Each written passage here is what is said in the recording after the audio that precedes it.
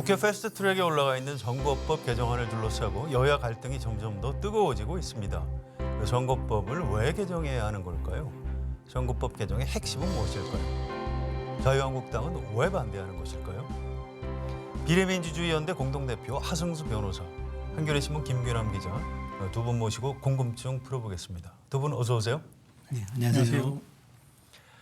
예, 우선 선거제도를 왜 바꿔야 하는 것인지 하승수 변호사님 한 말씀 해주신다면? 네, 지금 같은 국회를 보고 싶지 않다면 내년에 네. 내년에 총선하는데 내년 총선에서 또 지금 같은 국회의원들로 또 국회가 채워져 가지고 일도 안 하고 월급은 꼭꼭 받아가고 뭐 특권 의식에 쩔어 있고 네. 부패하고 이런 모습들을 다시는 보고 싶지 않다면 저는 선거제도를 바꾸는 수밖에 없다고 봅니다. 왜냐하면 모든 나라에서 정치개혁의 출발점은 선거제도 개혁이기 때문에 그러니까 국회의원들은 결국 선거를 통해서 뽑혀야 되는데 선거를 통해서 국회의원을 뽑는 규칙을 바꿔야지 국회의원들의 행동이 바뀐다. 저는 그렇게 생각하기 때문에 꼭 선거제도 바꿔야 된다고 생각합니다. 알겠습니다. 자, 김규남 기자는 정치부 기자들 사이에 연동 김규남 기자 뭐 이런 별명까지 가지고 있을 정도로 이 문제 관심이 많은데요. 네. 자, 김규남 기자, 선거제도는 왜 바꿔야 합니까? 예, 그 현행 선거제도를 흔히 그 승자 독식제도라고 이렇게 하는데요. 이건 이제 그 정당 득표율과 실제 배분된 의석수 사이에 그 불비례성이 크게 나타나기 때문입니다. 그 조금 수치로 한번 좀 말씀드려 볼게요. 그 실제 2016년 20대 국회의원 선거 결과를 한번 보시면 당시 더불어민주당은 그 지역구에서 37%를 얻었지만 실제 지역구 의석은 43.5%를 차지해서 6.5%포인트나 더 가져갔습니다. 네. 그리고 새누리당도 38.3%를 얻었지만 지역구 의석수는 41.5%를 획득해서 3.2%포인트나 더 가져갔고요. 반면에 당시 이제 국민의당은 그 지역구에서 14.9%를 얻었던 반면 실제로 의석수는 9.9%만 차지했고요. 5%포인트만큼 덜 가져간 거죠. 그렇죠. 그리고 정의당은 1.6%를 얻었지만 실제 지역구 의석수는 0.79%로 훨씬 적게 얻었습니다. 보시다시피 거대 양당은 지역구 득표율보다 실제 의석 비율이 더 높고 소수 정당은 지역구 득표율보다 그 실제 의석 비율이 더 낮습니다. 이렇게 거대 양당은 과다대표되고 소수 정당은 과소대표되는 이런 불비례성을 비례성이 높은 선거제도로 이번에는 반드시 바꿔야 될 거라고 생각이 듭니다. 네, 자 본론에 들어가기 전에 하승수 변호사님, 최근에 그 정의당 심상정 대표가 네. 의원 정수를 좀 늘려야 된다 이런 얘기를 해서 좀 시끌시끌한 이런 상황인데요. 우리나라 국회의원 숫자가 많은 편입니까? 우리나라가 뭐 세계적으로 비교했을 때는 적은 편입니다. 물론 이제 국민 인구당 따져가지고 1인당 그러니까 국회의원 한 명이 대표하는 그 국민들 숫자가 우리보다 많은 나라도 있습니다. 그런 나라는 뭐 미국이나 일본처럼 우리보다 인구가 훨씬 좀 많은 편이고 대체로 OECD 국가 평균으로 따지면 한 10만 명당 한 명 정도를 뽑습니다. 그러니까 국회의원 한 명이 10만 명을 대표하는 건데요. 우리나라 인구가 5천만이 좀 넘으니까 만약에 10만 명당 한 명의 국회의원 뽑으면 우리도 한 500명 이상을 뽑아야 됩니다. 500명 정도가 적정수군요. 네, 그게 뭐 대체로는 합의하고 있는 적정 수치라고 봅니다. 그렇군요. 네. 자, 김용남 기자. 그런데 나경원 자유한국당 원내대표는 의원 정수 확대 합의해 준 일이 없다 이렇게 주장하고 있는데 어느 게 네. 맞는 얘기입니까? 그게 그 심상정 정의당 대표가 한 말에 대한 그 오해에서 좀 비롯된 해프닝인 것으로 좀 보입니다. 그 심상정 대표가 지난달 27일에 그 당대표 취임 100일 기자간담회에서 한 말은 이렇습니다. 자유한국당 나경원 원내대표까지 함께 합의했던 현행 300석에서 10% 범위 내에서 의원 정수를 확대하는 합의가 이루어진다면 가장 바람직하다고 생각한다. 이렇게 말을 했는데요. 이것은 이제 그 지난해 12월 15일에 있었던 그 나경원 원내대표를 포함한 여야 5당 원내대표 합의문에 이제 근거한 얘기인데요. 합의서가 나온 일이 있죠. 그렇죠. 예, 그 합의서의 그 정확한 문구는 이렇습니다. 의원 정수와 관련해서요. 의원 정수 괄호 열고 10% 이내 확대 여부 등 포함해 검토 괄호 닫고 등에 대해서는 정개특위 합의에 따른다. 이렇게 되어 있습니다. 그러니까 당시 합의된 내용은 그 의원 정수를 10% 확대한다라고 합의된 건 아니고요. 의원 정수 확대를 10% 이내에서 확대할지 말지 이거에 대해서 검토하고 그 결정은 정개특위에서 합의돼야 한다. 이제 이런 내용이었거든요. 네. 그럼- 여부라는 글자가 들어가 있다. 네. 이게 자유한국당 주장이군요. 그렇습니다. 그래서 이제 저도 그 당시 합의 상황이 기억이 납니다. 그 합의문이 그때 2번 나왔는데요. 나중에 합의문 2개를 비교해 보니까 여부라는 글자가 들어갔고요. 맞습니다. 네, 자유한국당이 요구에 의해서 들어갔다는 것인데, 네. 근데 사실은 정치에서 그런 합의문을 어떤 여부에 대해서 검토한다는 얘기는 도입하겠다는 취지로 정치적으로는 그렇게 해석하는 게 맞는 것 같은데, 네. 아무튼 나경원 원내대표 입장이 좀 바뀐 것 같습니다. 좋습니다. 심상정 정의당 대표가 이제 의원 정수 확대까지 들고 나온 이유는 지금 패스트트랙에 올라가 있는 선거법 개정, 그 중에서도 연동형 비례대표제를 어떻게든 관철시키기 위해서 이런 측면이 있는 것 같은데요. 네. 자, 우리가 좀 복습을 해볼 필요가 있는 것 같습니다. 김규남 기자, 네. 지금 패스트트랙에 올라가 있는 선거법안의 내용, 특히 연동형 비례대표제에 대해서 좀 간략히 설명을 부탁드립니다. 예, 그 이번 그 선거법 개정안의 핵심 내용은 크게 두 가지입니다. 하나는 그 지역구와 비례대표 의석수의 비율이고요. 다른 하나는 연동형 방식이 도입됐다는 겁니다. 그 먼저 의석수 비율 조정과 관련해서 말씀을 드리면요. 그 현재 우리나라 국회의원 의석수는 총 300석 그 중에 지역구 의석이 253석이고 비례대표 의석수는 47석입니다. 이걸 비율로 보면 그 지역구 대 비례대표 비율이 5.3대 1인데요. 네. 이게 비례대표에 비해서 거대 양당에 유리한 그 지역구 의석수가 무려 5배나 넘게 많은 것이죠. 그래서 이건 차이가 너무 크니까 3대 1로 그 격차를 줄이자. 그래서 지역구는 현행보다 28석을 줄여서 225석으로 하고 비례대표는 그만큼 늘려서 75석으로 하자. 이게 이번 선거법 개정안의 첫 번째 주요 내용이고요. 두 번째는 그 지금 이제 선거제도가 한 사람이 2표를 찍는 방식이잖아요. 그 지역구 인물에게 1표 찍고 지지하는 정당에 1표 이렇게 2표를 찍는 건데 이렇게 투표가 이루어지고 나서 그 의석을 배분하는 방식이 그 인물 투표와 정당 투표가 서로 영향을 미치지 않는 그 병립식 방식입니다. 현재의 네. 방식은. 그런데 그 개정안에서는 그 국회의원 전체 의석을 각 정당의 그 정당 득표율대로 그 배분하는 방식을 도입한 연동형 방식인데요. 그래서 그 개정안에서는 이 의석 배분 때 정당 득표율에 대한 그 연동을 독일처럼 100% 하는 건 아니고 50%만 하는 방식으로 도입해서 이제 준연동형이다 이렇게 해서 준연동형 방식으로 이제 불리는 개정안이 마련이 된 것입니다. 그렇군요. 예. 자, 하승수 변호사님. 네. 하승수 변호사님 직함이 비례민주주의연대 공동대표. 그렇습니다. 자, 이 비례대표제에 대해서 자유한국당에서는 아니 내가 뽑지 않은 사람이 국회의원에 당선되는 것 아니냐 뭐 이런 주장을 하고 있는데 이게 맞는 얘기입니까?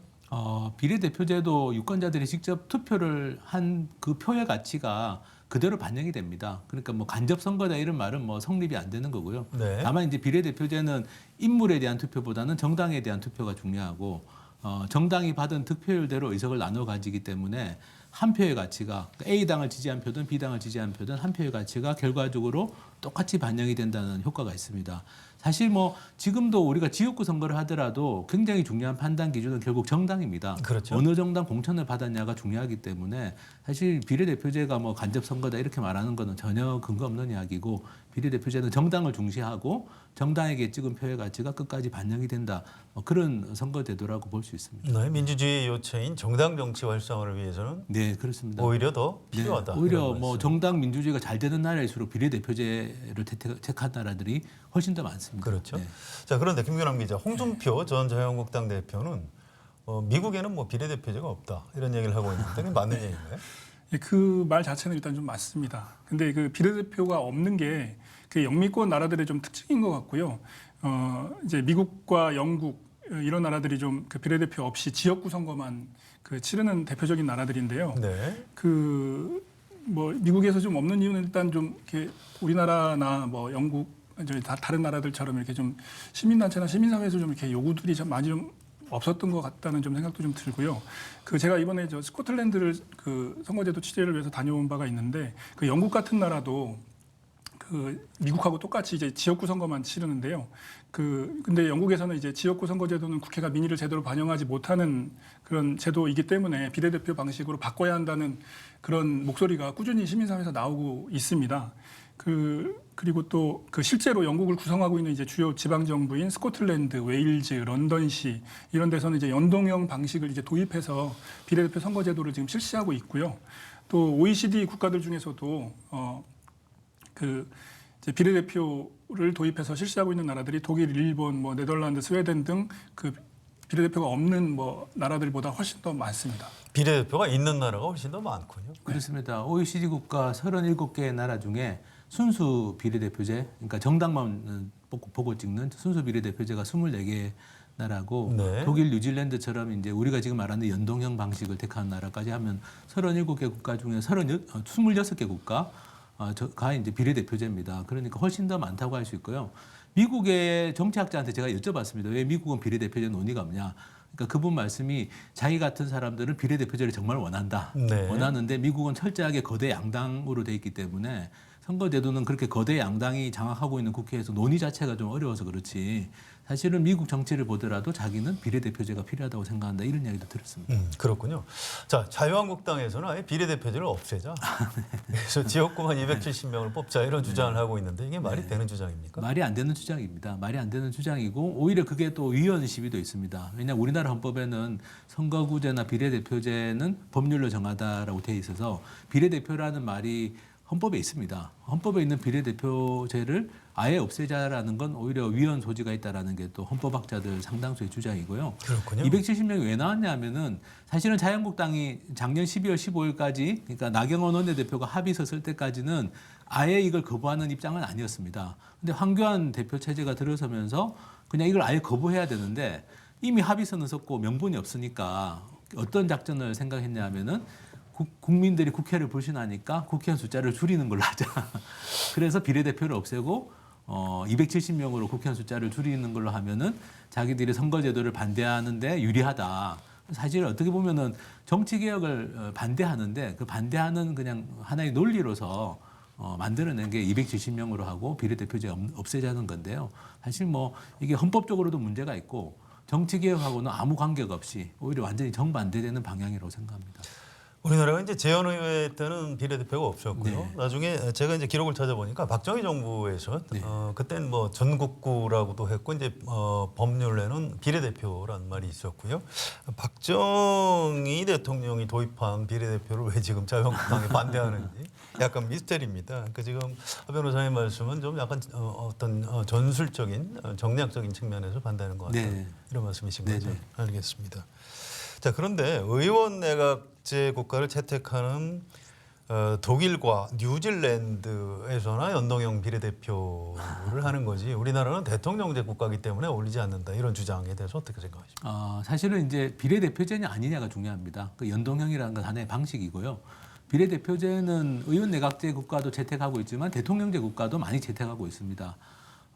뭐 중남미에 있는 대통령제 국가들은 대체로 다 비례대표제, 국회의원은 비례대표제를 뽑고 있고요. 네. 사실은 또 뭐 유럽에서도 우리처럼 대통령을 직선으로 뽑는 오스트리아나 핀란드나 포르투갈 같은 나라도 국회의원은 비례대표제로 뽑고 있습니다. 아, 물론 그렇군요. 네, 그 나라들은 뭐 대통령제, 순수 대통령제는 아니라 뭐 약간 의원 집정부제 이렇게 분류는 됩니다만 어쨌든 네. 대통령을 직선으로 뽑습니다. 핀란드, 오스트리아, 포르투갈은.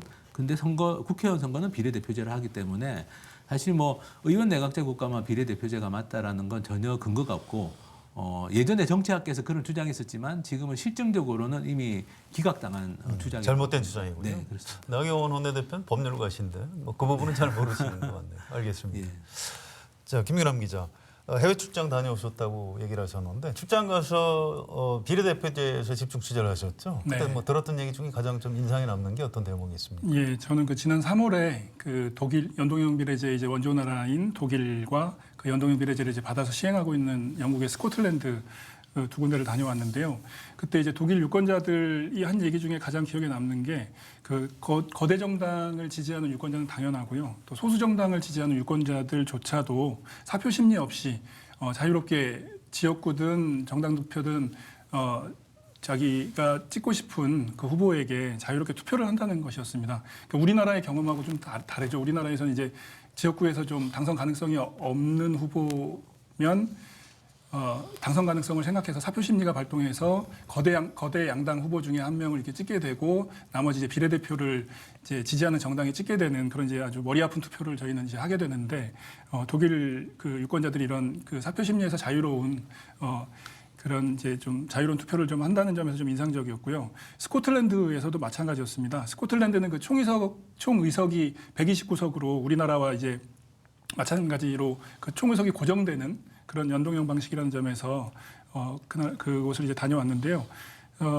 여기서 이제 시민들은 그 영국에서는 소선거구제를 통해서 소수 의견을 이제 반영할 수가 없는, 이거는 승자독식의 낡은 제도다 이렇게 얘기하면서 연동형 비례제는 소수 정당, 소수자, 정치 신인 등에게 그 의회에서 국민을 대표할 수 있는 그런 기회를 활짝 열어주는 제도다라고 하면서 이렇게 호평하는 것을 많이 듣고 왔습니다. 네, 이렇게 좀 정치 선진국 가서 취재하면 이게 굉장히 발전된 제도라는 걸 잘 알 수 있는데 자유한국당에서는 이게 연동형 비례대표제가 뭐 위헌이다. 위헌론까지 펴고 있고요. 아까 하승수 변호사님께서 비례대표제가 오히려 합헌이고 네. 비례대표를 하지 않는 게 위헌이라고 그렇습니다. 하셨는데요. 네. 자유한국당에서 얘기하는 위헌론, 이 근거는 뭐고 또 어떻게 논리적으로 반박하실 수 있는지 설명을 아니 부탁드립니다. 뭐 완전히 억지입니다 사실은. 예. 예, 왜냐하면 연동형 비례대표제를 예를 들면 뭐 정치권이나 시민사회단체만 주장한 게 아니라 2015년 2월달에 중앙선거관리위원회가 그러네요. 연동형 비례대표제를 네. 도입하러 주장했는데 중앙선관위가 위헌을 네, 중앙선거관리위원회가 했다는- 헌법기관 아닙니까? 그렇죠. 헌법기관이고 다 법률적 검토를 거친 거고 이게 위헌일 수가 없습니다. 위헌일 수가 없고 그리고 뭐 말씀하신 것처럼 독일이나 뉴질랜드가 비슷한 방식을 하고 있는데 그 나라들도 다 우리가 알고 있는 민주주의 국가들이기 때문에 연동형 비례대표제가 위헌이라는 건 정말 저는 말도 안 되는 억지라고 생각합니다. 오히려 앞서 말씀드린 것처럼 비례대표라는 걸 아예 안 뽑는 건 오히려 우리 지금 헌법하고 맞지 않는다라고 생각합니다. 네. 자, 아무튼 연동형 비례대표제에서 이렇게 조금만 해외 취재를 하거나 조금만 공부를 해봐도 이게 꼭 해야 되는 제도라는 걸 쉽게 알 수 있는데, 자, 김근환 기자, 자유한국당에서는 그럼에도 불구하고 뭐 이렇게 좀 말이 안 되는 이유로 뭐 반대를 하고 있고요. 거의 가짜 뉴스에 가까운 정치적 주장을 막 유포시키고 있습니다. 이게 왜 이러는 걸까요? 알면서 그러는 걸까요? 잘 모르고 하는 걸까요? 일단 연동형 비례제에 대해서 도입하는 것을 이제 극렬하게 반대하기 때문에 네. 그런 이제 좀 전에 하 변호사님 말씀해주신 대로 중앙선관위가 제안한 방식임에도 불구하고 그거를 이제 위헌 시비를 이렇게 주장하는 것은 좀 어불성설이라고 좀 보고요. 그리고 이제 대통령제에서 좀 맞느냐 이거는 조금 이렇게 논란이 좀 있는 부분으로 좀 보이고요. 그래서 이거는 이제 팩트의 영역이라기보다는 좀 의견의 영역인 것 같고, 네. 그래서 이제 선거법 개정하고 이제 같이 나오는 얘기 중에 또 이제 권력 구조를 개편하는 개헌을 같이 선거제도 개혁과 함께 해야 된다. 이제 이런 주장들도 이제 나오는 이유가 좀 이제 그런 거랑 좀 연관이 있어 뭐 보이고요. 그 부분은 일리가 있을 수도 있죠. 네. 그래서 이제 국회가 이런 부분들에 대해서 그 반대를 위한 반대나 자기네 당의 유불리 때문에 그렇게 그런 좀 약간 어불성설적인 주장을 하기보다는 좀 건설적인 토론을 했으면 좋겠습니다. 근데요, 하승수 변호사님 어떻게 보십니까? 이게 연동형 비례대표제를 하면 자유한국당이 불리할까요? 그럴 것 같지도 않은데. 네, 그렇습니다. 이게 네. 뭐 만약 자유한국당이 보수 정당을 지향한다면 불리할 이유가 하나도 없습니다. 왜냐하면 독일을 보시면 지금 메르켈 총리가 속한 기독교 민주당, 기민당이 지금 장기 집권을 하고 있지 않습니까? 그렇죠. 예. 네. 그러니까 이게 제대로 된 보수 정당이라면 반대할 이유가 없다. 근데 이제 지금 자유한국당처럼 이제 좀 퇴행적인, 그야말로 좀 약간 수구적인 성향의 그런 기득권 정당이라면 그 기득권이 좀 깨질 수는 있을 겁니다. 왜냐하면 이제 연동형 비례대표제가 되면 정책으로 경쟁해야 되는데 네. 지금 자유한국당이 그럴 준비가 안 돼 있기 때문에 그렇지만 사실은 만약에 보수, 특히 합리적 보수라면 장기적으로 봤을 때 한국의 보수 정당이 제대로 발전하기 위해서는 저는 연동형 비례대표제가 오히려 필요하다.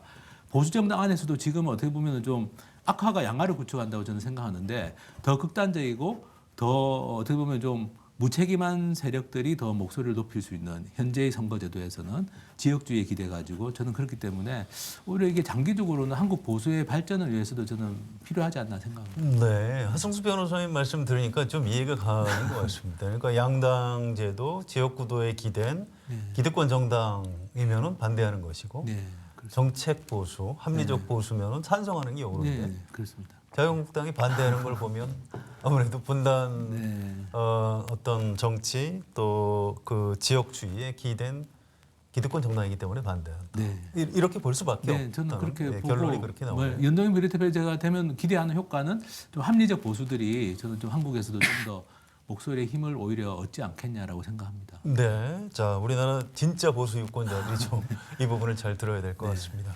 자, 앞으로 얘기를 조금 해볼게요. 지금 당장 선거제도를 둘러싼 여야의 이제 공방 지속되고 있는데요. 일단 의원 정수 확대에 대해서 민주당도 현재 부정적입니다. 이 전 대표가 곤란하다 이렇게 얘기하고 있고요. 또 여론조사를 해봐도 국회의원을 줄여야 한다. 이쪽 여론이 더 많이 나오고요. 늘려야 한다는 여론은 뭐 한 10%밖에 나오지 않고 있습니다. 자, 이런 국회에 대한 반감, 반정 취지 뭐 이런 부분 때문에 이런 현상이 나타나는 것 같은데, 자, 이 시민들은 어떻게 설득할 수 있을까요? 사실은 이게 저는 언론과 정치권이 좀 조장하고 있다고 생각합니다. 근데 이제 사실 저도 이제 변호사 직업을 20년 전에, 그러니까 변호사 자격증 21년 전에 땄는데요. 네. 제가 이제 변호사 자격증 딸 때 300명이었습니다. 근데 그때 변호사 사무실 문턱이 너무 높다. 변호사들 특권 의식이 너무 강하다. 이런 비판이 굉장히 많았고 네. 그래서 500명으로 늘리고 1000명으로 늘리고 지금 2000명까지 늘렸거든요. 근데 2000명까지 변호사 숫자가 늘어났을 때 국민들 입장에서는 이게 좋은 효과를 가져오고 있습니다. 변호사 사무실 문턱은 확실히 낮아졌고 그렇죠. 오로지 공익만 위해서 일하는 공익 변호사들도 옛날에는 거의 없었는데 많이 생겼습니다.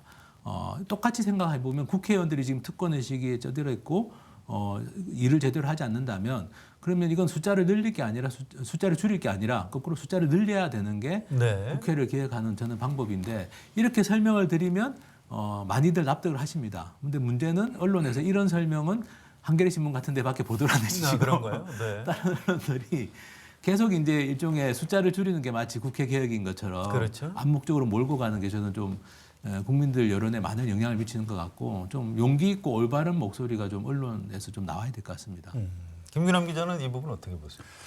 예, 우리 사회의 그 주요 기관에 대한 신뢰도 그 조사를 해보면 항상 네. 그 국회가 거의 꼴찌로 항상 나오잖아요. 그렇죠. 그러니까 국회가 신뢰도가 그만큼 그 국민들로부터 이제 없는 거고, 그래서 결국에는 이 신뢰도를 높이는 것이 그 결국에는 방법이 아닐까 싶고, 그렇게 그런 정공법으로 간다는 이제 차원에서 그 이제 국민들이 국회를 일하는 국회, 그리고 또 민심이 그대로 반영되는 국회, 이렇게 좀 그렇게 신뢰할 수 있도록 그 국회가 그 구체적이고 좀 체계적인 국회 개혁안, 또 정당 개혁안, 이런 일종의 정치권이 자기 쇄신안을 좀 그 로드맵까지 좀 구체적으로 만들어 가지고 합의를 해서 그 대국민 약속도 하고 그런 식으로 좀 국민의 신뢰를 좀 얻어가는 것이 필요할 것 같습니다. 네, 그 관련해서요. 최근에 심상정 대표가 국회에서 연설하면서 국회의원들 세비 월급이죠. 그걸 네. 좀 최저임금하고 좀 연동도 하고 해서 여러 가지 개혁을 하자. 그렇게 하면서 의원 숫자를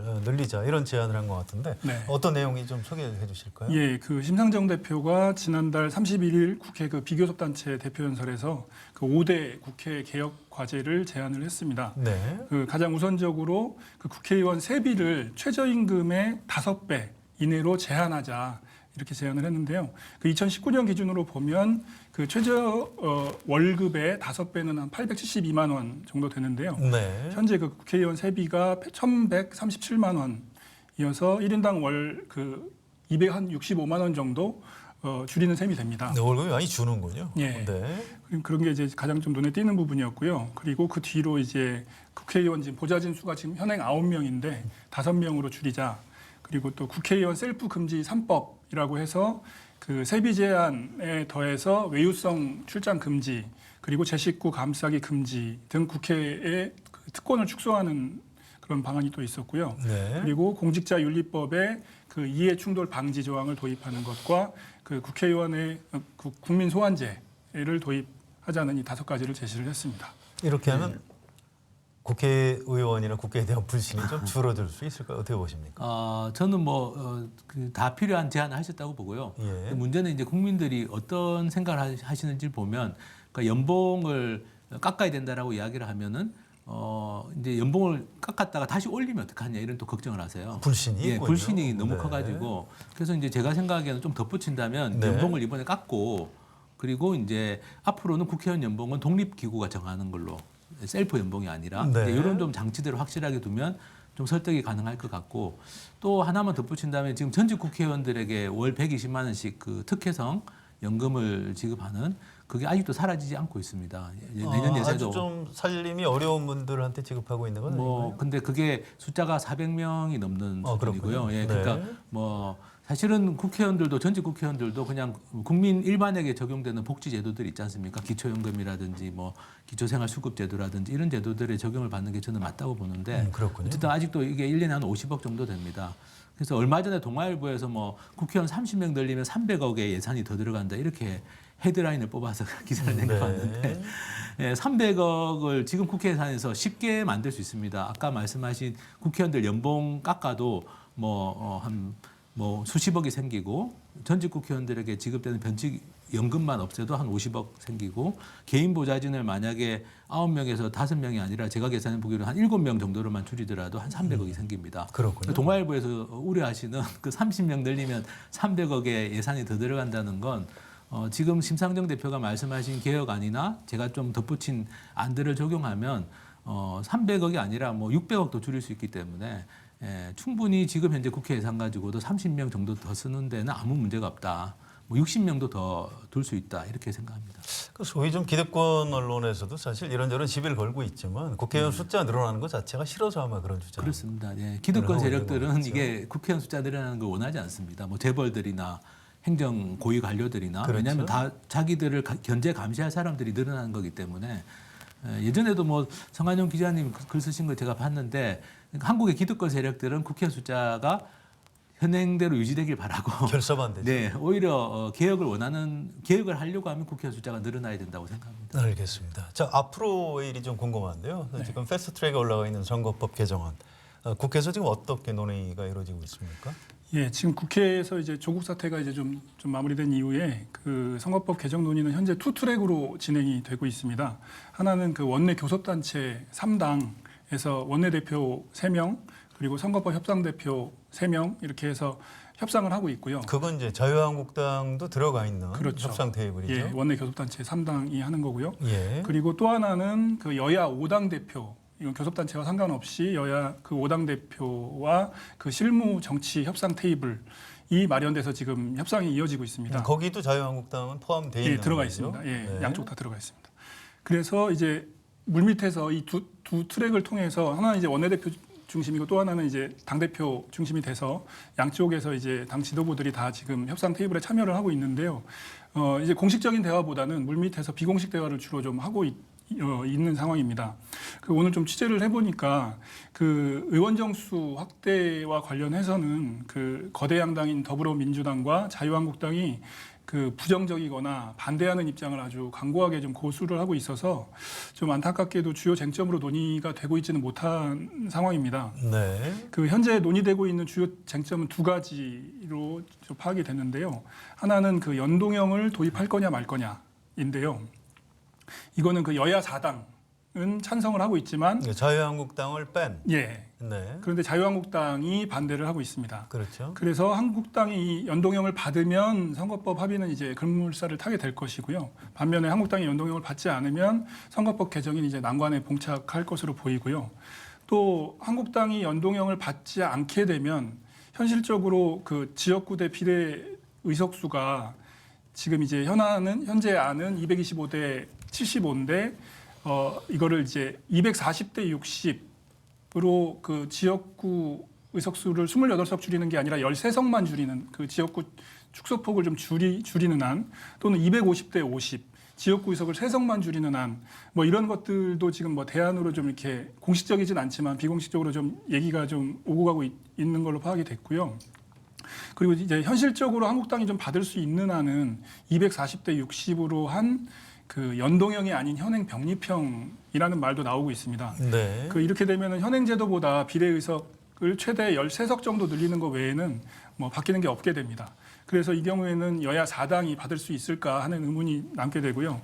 또 그 한국당의 협상이 이 정도가 최대 보폭이라고 본다면 그 여야 4당이 한국당을 배제하고 여야 4당만의 선거제도 개혁을 할 가능성도 있습니다. 이럴 경우에는 이제 연동형을 도입하는 방식으로 할 것으로 보이고요. 하지만 이 경우에도 그 여야 4당 내에서 현재 지역구를 28석을 줄이는 현재 선거법 개정안에 대해서 그 대한신당 등 그 지역구 의석이 호남에서 이제 많이 줄어든다며 이렇게 좀 반발하고 있는 좀 정치 세력들이 있기 때문에 이 여야 4당끼리 연동형을 도입한다고 하더라도 그 지역구 의석의 축소폭은 다소 이렇게 줄어들 수 있어서 한 240대 60 연동형 뭐 이런 식으로 귀결될 가능성이 있습니다. 네. 또 그 게임의 룰인 그 선거제 협상을 한국당을 제외하고 합의하기는 부담스럽다. 또 이런 또 그런 의견들도 있기 때문에 그 한국당이 반대하는 연동형을 도입하지 않되 이제 비례 의석은 100석으로 늘리고 그 한 선거구에서 5명을 뽑는 대선거구 20개를 도입해서 그 현행 소선거구제의 승자 독식 문제를 해결해 보자. 그렇게 해보는 건 어떻겠냐 하는 얘기도 비공식적으로 물밑에서 조금 얘기가 오고 가고 있는 것으로 보입니다. 네, 일단 11월 말 되면 선거법이 부의가 되고요. 12월 초가 되면 검경 그 수사권 조정, 공수처법 이런 것들이 이제 12월 3일에 부의가 되고 그때부터 이제 본회의에서 본격적으로 뭐 자유한국당이 이제 필리버스터도 좀 예상이 되고요. 이렇게 전망이 됩니다. 자, 우선 하승수 변호사님, 자유한국당이 연동형에 동의할 걸로 보십니까? 그렇지 않을 걸로 보십니까? 현재까지로 봐서는 동의할 가능성은 뭐 거의 없어 없다고 보이죠? 봅니다. 예. 그래서 결국에는 자유한국당이 연동형에 연동형을 받지 않으면 민주당 입장에서는 결국 이제 선택을 해야 될 겁니다. 자유한국당이랑 뭐 적당히 야합을 하느냐 아니면 패스트 트랙에 협조했던 정당들하고 끝까지 가느냐인데 저는 뭐 당연히 지금 민주당 지도부가 제대로 판단한다면 자유한국당이 연동형을 끝까지 거부하면 그냥 패스트 트랙 추진했던 야당들하고 저는 이 개혁을 완수하는 게 저는 좀 필요하다고 생각합니다. 왜냐하면 선거법이 합의 처리가 원칙이라고 이야기를 하지만 그거는 이제 선거구를 획정하는 그야말로 이제 미세 조정을 하는 선거구 획정 정도만 합의 처리를 했던 것이지 그동안 중요한 선거제도의 개혁이 합의 처리가 됐다고 볼 수는 없습니다. 그거는 뭐 이렇게 팩트에도 맞지 않는 것이고 마지막으로 크게 선거제도가 바뀌었던 88년 같은 경우도 합의 처리가 됐던 게 아니기 때문에 저는 이번에는 자유한국당하고 합의가 되지 않으면 당연히 민주당이 패스트트랙 그 연대를 다시 복구해서 처리를 해야 될 거라고 보고요. 김규남 기자님 말씀하신 것처럼 좀 쟁점들이 있긴 합니다만 하려고 마음먹으면 저는 충분히 조정 가능할 거라고 생각합니다. 그래서 좀 그렇게 좀 가닥이 좀 빨리 잡혔으면 하는 바람입니다. 225대 75를 가지고 과반 확보가 혹시 힘들 경우에 약간의 조정을 하더라도 연동형은 반드시 통과시켜야 한다. 네, 그렇습니다. 그래야만 뭐가 바뀌는 게 있습니다. 그렇죠. 알겠습니다. 자, 이제 마지막 질문인데요. 연동형 비례표제라는 게 굉장히 중요한 정치개혁 과제입니다. 또 국회 의석수 확대가 이제 이루어지면 좋겠지만 그게 안 되더라도 아무튼 개혁은 해야 되고요. 자, 이제 마지막으로 어떤 정치개혁 차원에서 이제 선거제도 개혁의 당위성 한 말씀 좀 부탁드립니다. 네. 지금 국회의 문제점 중에 하나가 앞서 다 언급한 것 말고도 예를 들면 여성 의원 비율이 17%밖에 안 되고 20, 30대가 1%밖에 못 들어갔고 지난 19대 총선 같은 경우는 그래서 이게 국회 구성이 너무 획일화돼 있다라는 것도 저는 굉장히 심각한 문제인데 결국에 이제 여성이나 청년들이나 소수자들이 국회에 많이 진출해 있는 나라들은 다 비례대표제 국가들이 대부분입니다. 그런 점에서도 저는 국회의 얼굴이 좀 다양해지기 위해서라도 이번에 꼭 좀 선거제도 바뀌고 정말 21대 국회는 지금까지 우리가 봐왔던 국회가 아니라 좀 새로운 모습의 국회가 되었으면 좋겠다라는 바람입니다. 네, 감사합니다. 김윤환 기자. 네, 요즘 우리 사회에서 공정성이 화두인데요. 이와 관련해서 좀 말씀을 드리면 연동형 비례제는 현행 국회의원 선거제의 기울어진 운동장, 승자 독식이라는 불공정한 속성을 공정하게 바로잡는 매우 효과적인 방법이 될 것이라고 생각합니다. 네, 오늘 두 분 출연해 주셔서 감사합니다. 수고하셨습니다. 네, 감사합니다. 여러분은 반정치주의라는 말을 들어보셨습니까? 반정치주의는 정치를 경멸하고 조롱함으로써 일반 시민이 정치에 기대를 걸지 못하게 하는 자본 기득권 세력의 이데올로기입니다. 일원이 한 표인 자본주의 지배를 강화하기 위해서 한 사람이 한 표씩 행사하는 민주주의를 견제하려는 목적으로 만든 것입니다. 박정희 전두환 독재자, 재벌 오너들, 또 검찰 수뇌부 같은 기득권 세력의 합작 발명품입니다. 김대중 노무현 대통령은 기득권 세력의 이런 반정치주의에 맞서서 비례성을 강화하는 선거제도 개편을 시도한 일이 있습니다. 김대중 대통령은 1998년 6월 조세형 국민회의 총재 권한대행과 당 3역으로부터 주례 보고를 받은 일이 있습니다. 이 자리에서 지역 분할 구도를 해소하는 방안의 하나로 소선거구제와 지역별 비례대표제를 혼합한 독일식 정당 명부제도 도입을 적극 검토하라고 지시한 일이 있습니다. 노무현 대통령도 지역 대결을 완화하고 비례성을 높이는 선거제도를 도입할 수만 있다면 대통령 권력의 절반이라도 내놓겠다. 이렇게 야당의 대연정을 제안한 일이 있습니다. 정치 선각자들의 이런 시도 모두 다 기득권 세력의 저항을 넘어서지 못했습니다. 이번이 세 번째 시도입니다. 비례성을 강화하는 선거법 개정. 이번에도 실패한다면 우리나라 정치 앞날이 캄캄해질 것 같습니다. 정치개혁의 핵심 과제인 선거법 개정 반드시 이루어질 수 있도록 눈을 부릅뜨고 감시해야 할 것 같습니다. 한겨레 라이브 오늘 준비한 내용은 여기까지입니다. 저는 다음 주 화요일 저녁 6시에 다시 오겠습니다. 여러분 고맙습니다.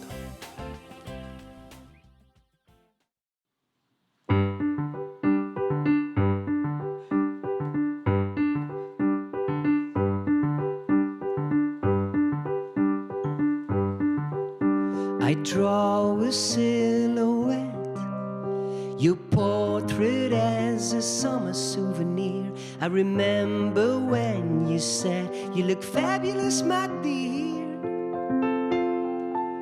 A romantic deja vu, feeling blue and thinking about you. Pictures of an endless joie de vivre. Even if it means we're with our backs against the wall, don't wanna wait. Let's take a leap of faith, and if it means we're riding for a fall, don't wanna hesitate.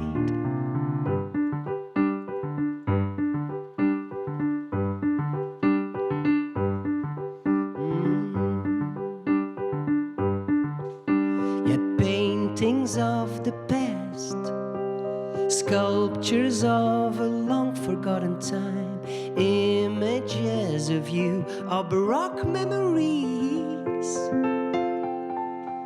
A sense of awe and wonder too. Life is sad as a table for two. With you it feels like I was born in the wrong century. Even if it means we're with our backs against the wall, don't wanna wait. Let's take a leap of faith, and if it means we're riding for a fall, don't wanna hesitate. Yeah, let's go out and misbehave, and if it means we're with our backs against the wall, don't wanna wait. Let's take a leap of faith, and if it means we're riding for a fall, don't wanna hesitate.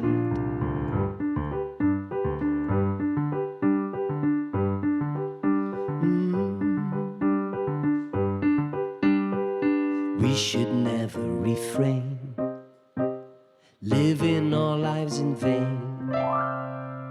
Au contraire, let's try to escape. I can offer delight from the morning to the night. Let's throw a party and misbehave. Even if it means we're with our backs against the wall, don't wanna wait.